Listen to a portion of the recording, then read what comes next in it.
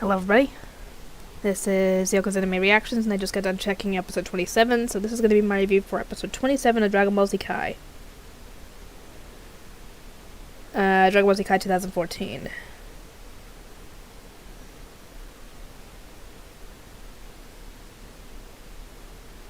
Anyway,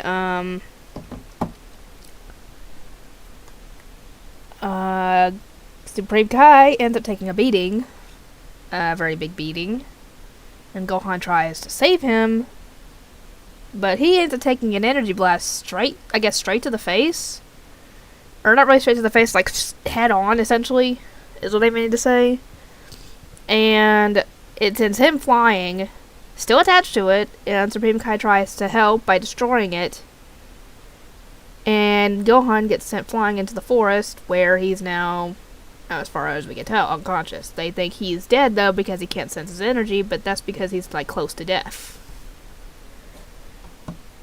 Like I said, everybody at this point assumes that he's dead. Ooh. Oh, is that Moltres? Yep, that's Moltres.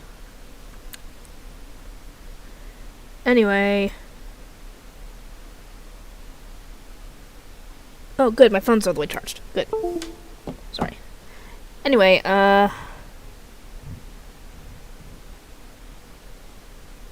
was I saying? Anyway, Babdi's about to have Boo kill the Supreme Kai, but before they can do so, Deborah throws a spear right through Majin Buu. Obviously he's still alive. He was probably just knocked out at the time when he fought Boo and got his butt kicked. But yeah, essentially he voices the concern that Majin Buu is too powerful to control, and that eventually he won't even listen to Babdi and he'll turn on everybody. And Babdi's like hearing none of it. And Boo gets hungry at this point and essentially tells Deborah once he pulls the spear out and he regenerates, he's gonna eat him. I knew that he was gonna be turned into sweets and eaten. I just didn't know how that would happen, because obviously Deborah is gonna be defeated at some point because Piccolo and Krillin have to be back to normal. Speaking of which, Goten and Trunks arrive on the scene, and they obviously don't know who is who or what's going on or anything, and they end up spying the statues of Piccolo and Krillin, and end up knocking the Piccolo one over and breaking it into several pieces. I was like, ooh, that's not good.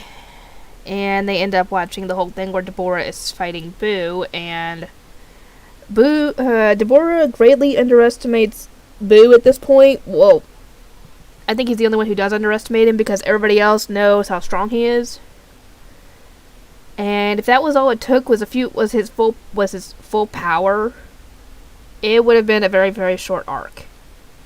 And also by this point, Vegeta had told Goku that, yeah, give me a senzu bean, we'll head out and go and take down Majin Buu.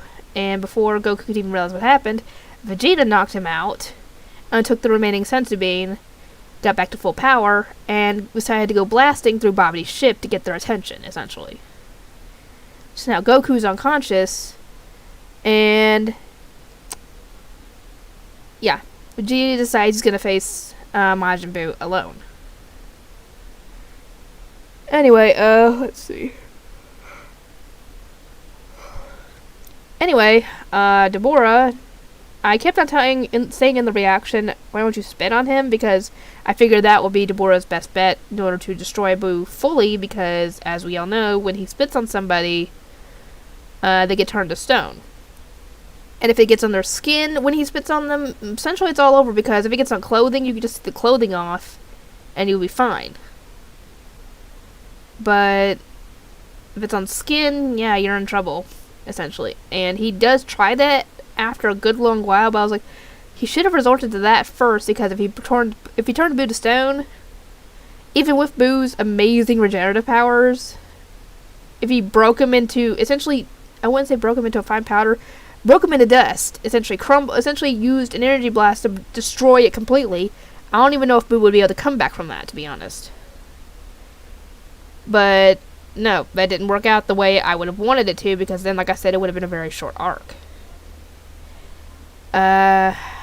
Boo turns Deborah into a cookie by using that little antenna thing on his head to aim the blast at him, turns him into a cookie, and then eats him.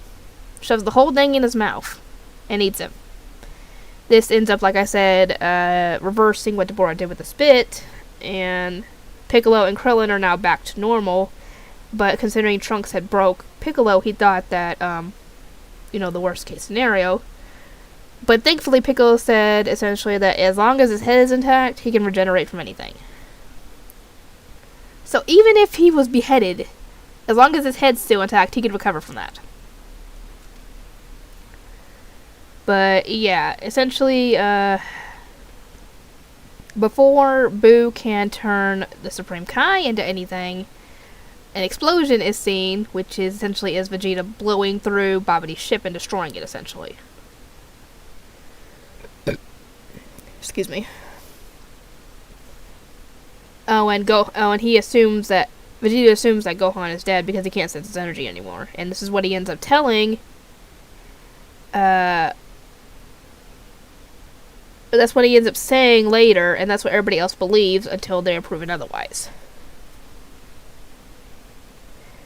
Anyway, I am going to try and get some more of these, and I'm going to check episode 28.